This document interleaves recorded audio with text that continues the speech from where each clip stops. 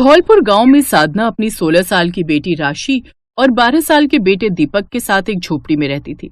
साधना के पति की कई साल पहले ही मौत हो चुकी थी, तब से वो ही घर की जिम्मेदारी उठा रही थी।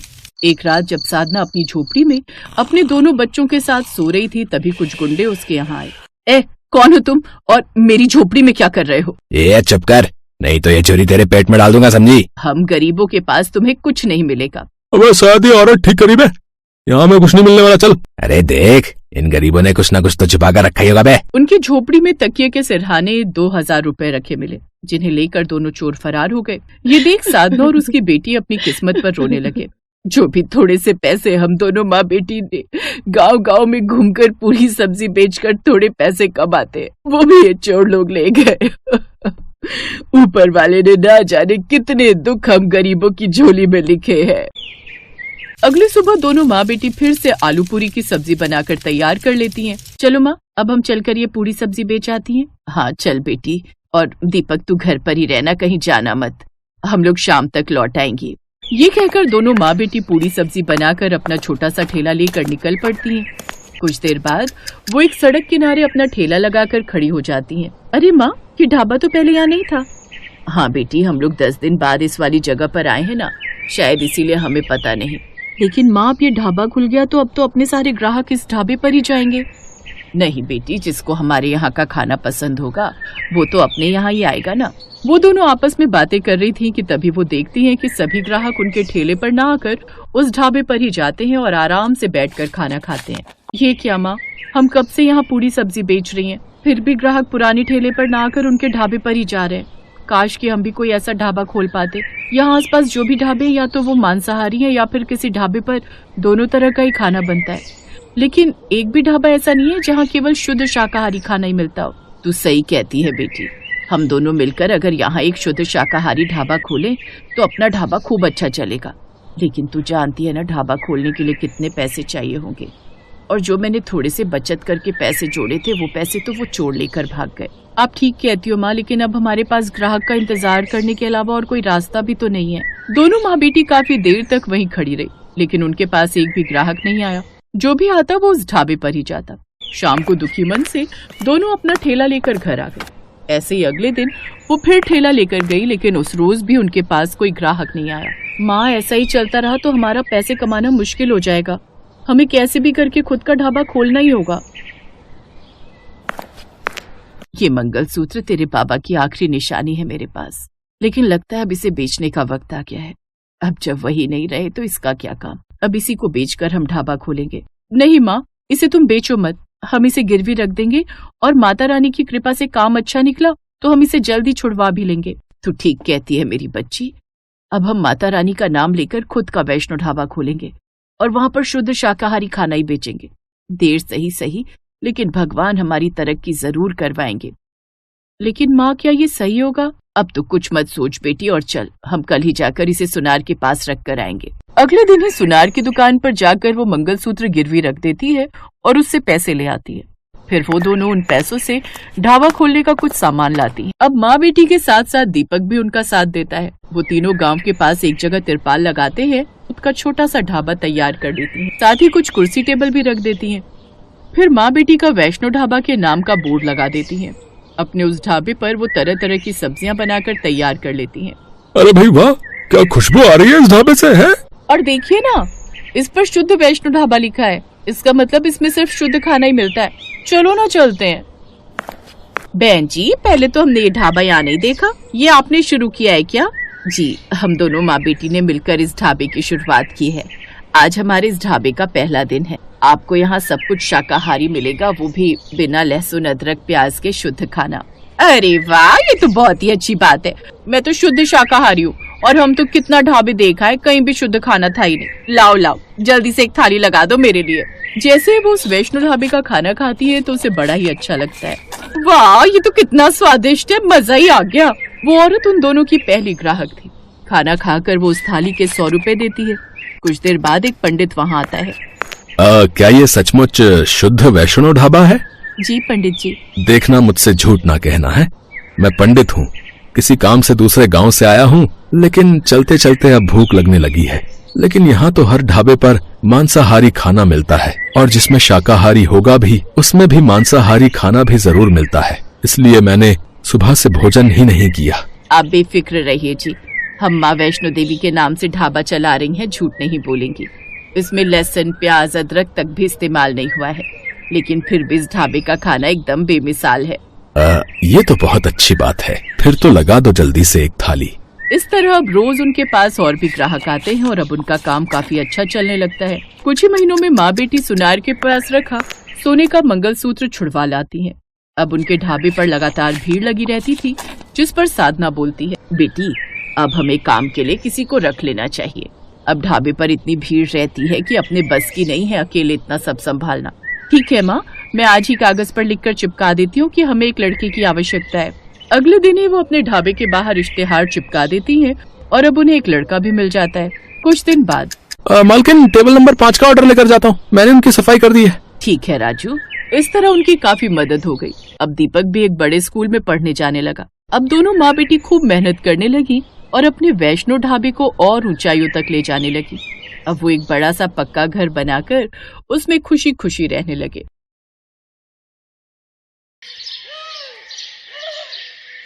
अरे यार, रमेश के ढाबे पर ही जा रहे हैं लोग, मेरे यहाँ तो कोई आ ही नहीं रहा है। सुरेश रमेश से जलता था।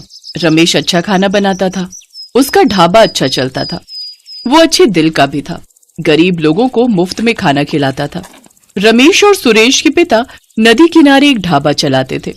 रमेश बचपन से ही अच्छे दिल का था और सुरेश बचपन से ही रमेश से चलता था। दोनों भाइयों के बीच में कभी नहीं बनी। दोनों बड़े हुए और एक दिन उनके पिता इस दुनिया को छोड़कर चले गए। उस दिन रमेश ने सुरेश से कहा, भाई, बाबा का सपना था कि हम दोनों एक साथ मिलजुल कर रहें। अब से हम दोनों एक साथ बाबा का ढाबा चलाएंगे। लेकिन ये भाईचारे वाली बातें सुरेश को कहाँ पचने वाली थी। उसने कहा, नहीं, मुझे तेरे साथ ढाबा नहीं चलाना। ढाबे के 2 हिस्से होंगे, तू तेरा देख ले और मैं मेरा देख लूंगा, समझा? रमेश ने और बात नहीं बढ़ाया। ढाबे के 2 हिस्से किए गए। एक हिस्सा रमेश ने लिया और दूसरा हिस्सा सुरेश के पास चला गया। रमेश ने एक नाव खरीदी। मैं हर रोज नाव लेकर नदी से मछली पकड़ने जाऊंगा और अपने ग्राहकों को ताजी मछली खिलाऊंगा। रमेश ने चिंटू को काम पर रखा और सुरेश ने बिट्टू को। बिट्टू ने सुरेश से कहा, उस्ताद, क्या कर रहे हो? आपके बड़े भैया नाव लेकर नदी से मछली पकड़ने जा रहे हैं, ग्राहकों को ताजी मछली खिलाने के लिए। आपको भी जाना चाहिए। चुप कर, मुझे ज्ञान झाड़ने की जरूरत नहीं है, समझा? कौन इतना काम करेगा? मैंने मछली वालों से बात कर ली है, वो मुझे हर शाम को मछली देकर जाएगा। हर शाम? इसका मतलब दिन में जो मछली नहीं बिकेंगे वो आप खरीदेंगे, और वो मछली खराब निकली तो क्या हुआ है? कम दाम में तो मिलेगा, उसे अच्छे से तेल में तल के बनाने से दुर्गंध नहीं आएगी। चल भाग यहाँ से, अब मुझे सोने दे। बिट्टू समझ गया कि सुरेश का ढाबा चलने वाला नहीं है। उधर रमेश चिंटू को साथ लेकर ताजी मछली पकड़कर वो दोनों ढाबे पर लौट आए। चिंटू, आज ताजी अच्छी मछली पकड़ में आई है, चल जल्द से जल्द खाना बनाते हैं। 10 बजते ही लोग खाने आ जाएंगे। हाँ रमेश भैया, मछलियों को साफ करता हूँ। अच्छे से साफ करना, और कोई मरी हुई मछली मिले तो उसे फेंक देना। ग्राहकों को खराब चीजें नहीं खिलाऊंगा मैं, बाबा ने यही सिखाया है मुझे। 10 बजते ही लोगों की भीड़ रमेश के ढाबे पर जमा हो गई और सभी ने भर भर के रमेश की तारीफ की। वाह रमेश, तुम तो तुम्हारे बाबा से भी अच्छा खाना बनाते हो भाई, और मछली तो बहुत ही स्वादिष्ट थी। अरे आओ आओ भैया, आओ आओ यहाँ आओ, अरे असली स्वाद तो यहाँ है, आ जाओ। बुलाने पर 2-3 आदमी सुरेश के ढाबे पर खाने के लिए तो आए, लेकिन मछली खाते ही उनका मुंह बन गया। अरे ये क्या भाई है? मछली से बदबू आ रही भाई। बदबू मछली से? नहीं तो ताजी मछली है।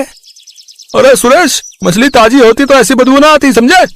सारा मूड ही खराब कर दिया तुमने। अभी रमेश के ढाबे पर खाना खा के मूड ठीक करना होगा।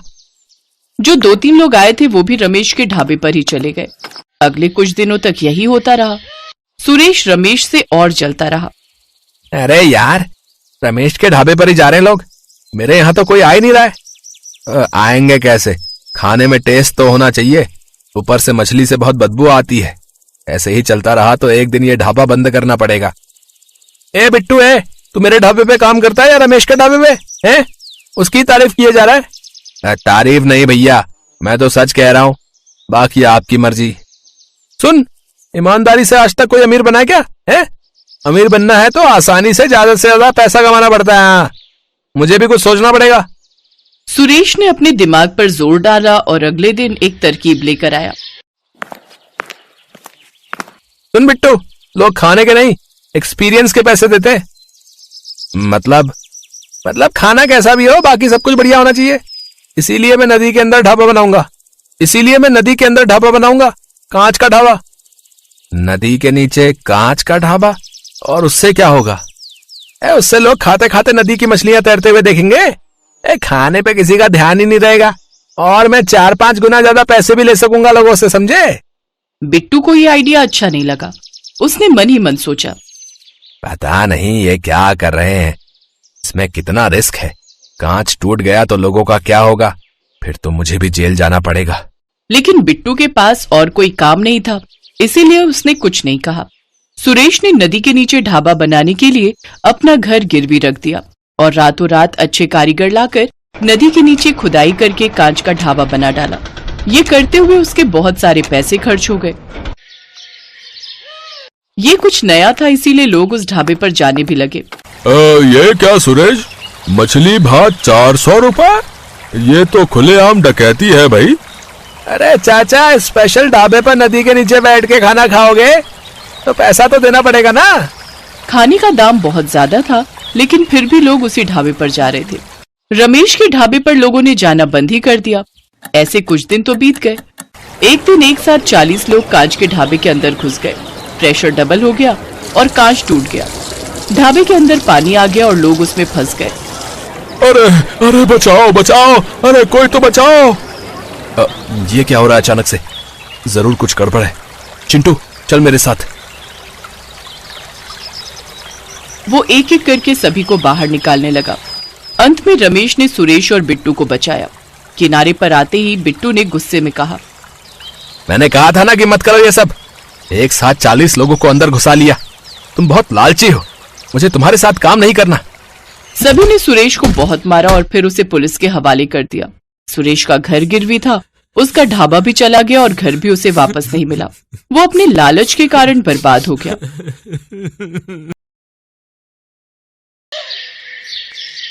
किशन सोनपुर गांव में एक छोटा सा ढाबा चलाता था। इस काम में उसकी पत्नी कमला भी पूरा साथ देती थी। कमला और किशन दोनों मिलकर सुबह से शाम तक अपने ढाबे पर काम करते और जो पैसे बचते उनसे अगले दिन का सामान खरीदते और बाकी से घर का गुजारा करते। ऐसे ही दिन बीत रहे थे। गर्मियां आने वाली थी।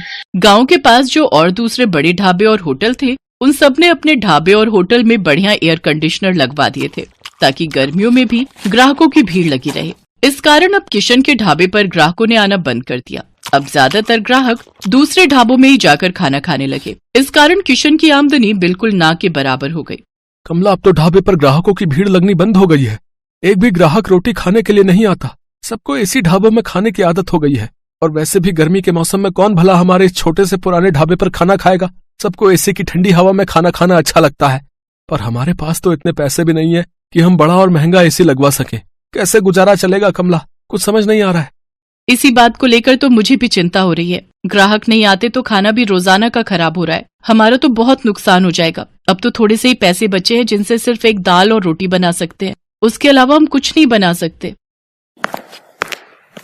किशन भाई, गर्मी में यहाँ बैठकर खाना बहुत मुश्किल है। आज तो मैं गलती से बैठ गया, नहीं तो अब तो मैं एसी वाले ठंडे ढाबे में ही खाना खाऊंगा। वहाँ थोड़े पैसे ज्यादा होते हैं पर आराम से खाना तो खा लेते हैं। लाओ, कितने पैसे हो गए? 50 रुपए। ये लो, और इस ढाबे का कुछ करो और साथ में एसी ढाबा करो इसे, नहीं तो कोई खाना खाने नहीं आएगा। दिन पर दिन किशन और कमला परेशान रहने लगे। अब तो इक्का दुक्का ही ग्राहक उनके ढाबे पर आता। इस कारण किशन ने सिर्फ एक दाल और रोटी बनानी शुरू कर दी, क्योंकि बाकी चीजें अगर वो बनाए तो ग्राहक नहीं आए तो खराब हो जाएंगी और फिर पैसे भी तो चाहिए। इसी कारण वो जैसे तैसे अपना ढाबा थोड़ा बहुत चला रहा था। कमला, आज बस 250 रुपए की कमाई हुई है। अब तो कोई रास्ता ही नजर नहीं आ रहा है। मुझे लगता है हमें अपना ढाबा बंद करना होगा। किशन के ढाबे के सामने एक बहुत बड़ा ढाबा था। वहाँ ग्राहकों की भीड़ लगी रहती थी, क्योंकि इस साल ही वहाँ के मालिक रघु ने बहुत ही बढ़िया मरम्मत करवाकर ढाबे में एसी लगवा दिया था। क्या बात है किशन, आज भी तेरे ढाबे पर कोई नहीं आया? एक काम कर, ढाबे पर ताला लगा दे। अब तेरा ढाबा नहीं चलने वाला। इतनी भारी गर्मी में एसी के बिना कोई खाना खाने नहीं आएगा, और तेरे पास इतने पैसे नहीं है कि तू मेरी तरह इतना महंगा एसी लगवा सके। और मैंने एक नहीं दो एसी लगवाए हैं, तब जाकर अच्छी कमाई हुई है। किशन और कमला ने सोच लिया था कि अब इस ढाबे को बंद कर देंगे। थोड़ा बहुत राशन रखा था जिससे उन्होंने आज का ढाबे का खाना बना लिया था। कमला, ये दाल और रोटी जो बनाई है बस आज की बेच लेते हैं, कल से ताला लगा ही देंगे। कोई फायदा दिखाई नहीं दे रहा है। हाँ, मैंने जो दाल बची थी वो बना दी है, और थोड़ी बहुत तंदूर की रोटियां भी।